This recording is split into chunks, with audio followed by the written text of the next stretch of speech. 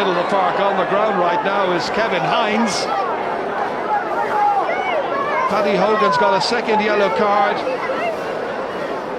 and he's got a red. And Kilkenny find themselves down to 14 men. How will the 14 men fare?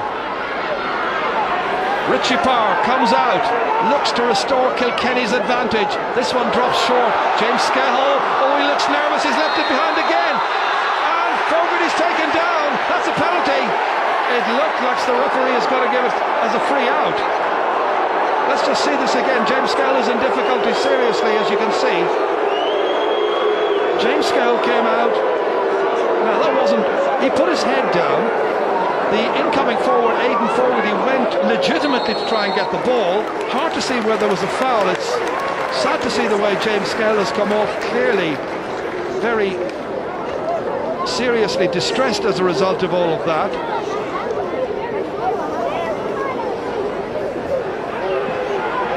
Can Galway respond immediately? John Dalton stepping into the breach here.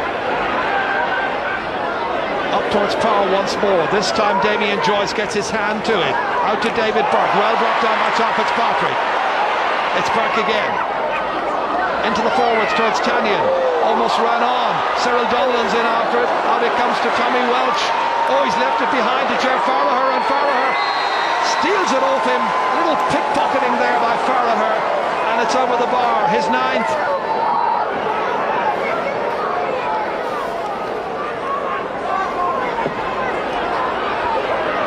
It comes towards Aidan Fogarty, trying to hold off Fergal Moore. There goes John Tennyson. That's another one. Kilkenny go through the gears, up the tempo. Tennyson gets another, and it's 121 to 120. All the way down it goes, in towards the substitute Richie Cummins. Right across here. It's another one for Tanyan. Second goal of the match for Iarla Tanyan in the 76th minute. When the ball goes out after this, you'll imagine that will be the end of it. Galway are still leading. Kilkenny have a chance. It's over here with the captain. It's TJ Reid. It's saved by the goalkeeper. It's still in play, and it's going to be a line ball. And the pressure will remain on Galway. The referee has blown his whistle finally. It's all over.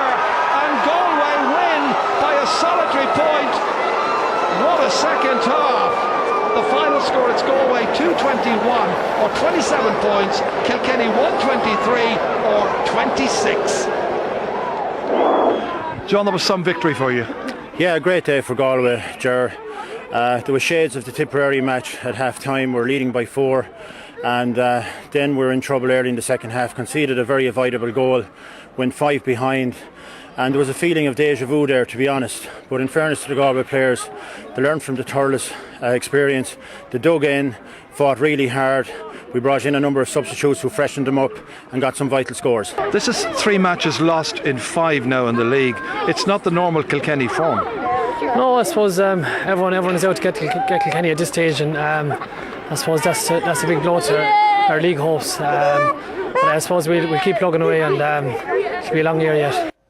Yeah, it will. Hectic finish at Nolan Park, but Galway holding their nerve to take the points. Donald O'Grady, they were trading punches like heavyweights there at the end. It could have gone either way. Galway obviously just getting the win. Well, it could have, Michael, and TJ Reid had a great chance to level it up, but I suppose Galway would have been very, very disappointed, Michael, if they came home, back to Galway there with a loss. I think they were the better team, and after the mistake by their defence to give away that goal, they sort of fell apart, as John McIntyre said. But McIntyre can take a lot of credit because the 3 substitutes they made, Richie Cummins, Kevin Hines, and Iarla Tanyan, they made massive contributions to the win, so they just about deserved it, I suppose.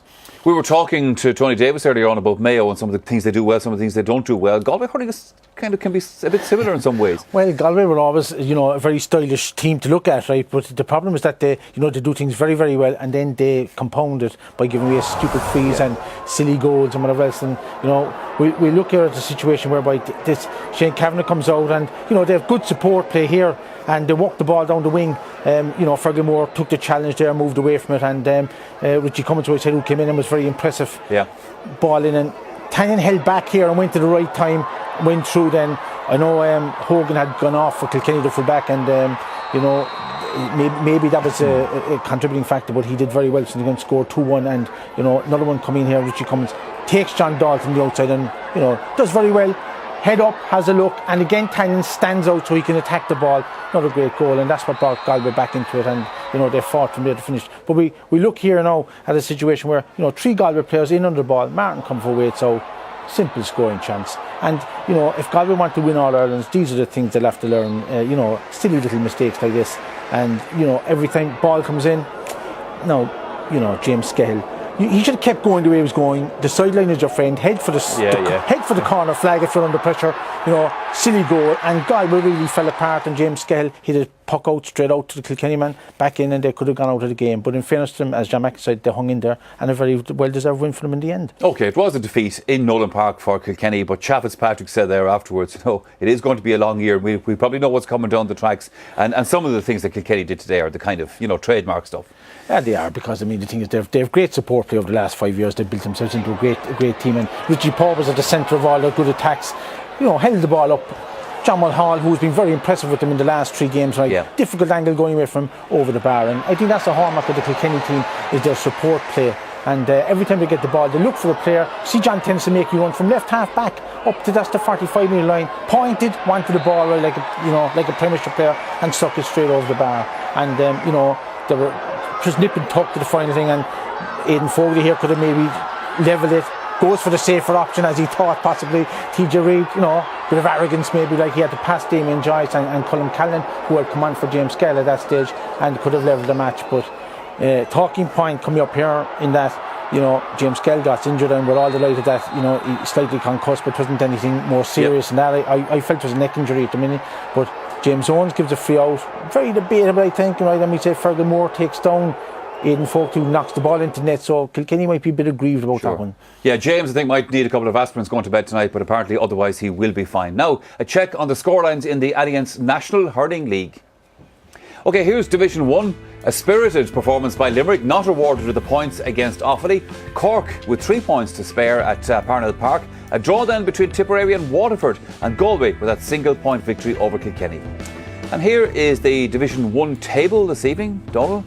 Yeah, I think for the 2 top spots is between Cork, Galway and Tip, and Cork have to play Galway and Tip in the forthcoming weeks. Limerick we knew were going to be relegated, and I think the team that's going to be the most disappointed was probably Dublin after the fine showing last year. OK, on to Division 2. Antrim beaten by a late score for a second week running. Westmeath getting their first win of the campaign, and Wexford bouncing back from last weekend with a win over Kildare. Clare just edging it at Dr. Collin Park, and Laois with a clear win over Down. And a look then, Donal, at the Division 2 table this evening. It was always expected, Michael, that Clare and Wexford were going to end up in that final, but Laois have been going very, very well, and Carlow have been going very well as well. They won last week, just beaten by a point this week, and they'll be happy that they're very, very competitive. OK, fair enough. This is Division 3A. Kerry beat Armagh, Derry with a 1-point win against Meath, and London with the win against Mayo and Castlebar. Well, Kerry it is who win the campaign in that division with the top spot. In Division 3B, Wicklow beat Roscommon by 2 points, Sligo overcame Donegal, and Fingal with a huge win over Tyrone. Well, Wicklow the only county in that division with full points so far. And in Division 4 then, Monaghan had a 2-point win over Leitrim, Longford hit 4 goals against Fermanagh, and Cavan came out on top against South Down. Well, those results mean that Monaghan end Division 4 by claiming the top position. OK, we have another break coming up here on Sunday Sport, but when we come back, we'll be staying with hurling, all the latest from Limerick and the ongoing issues down there. See you again shortly.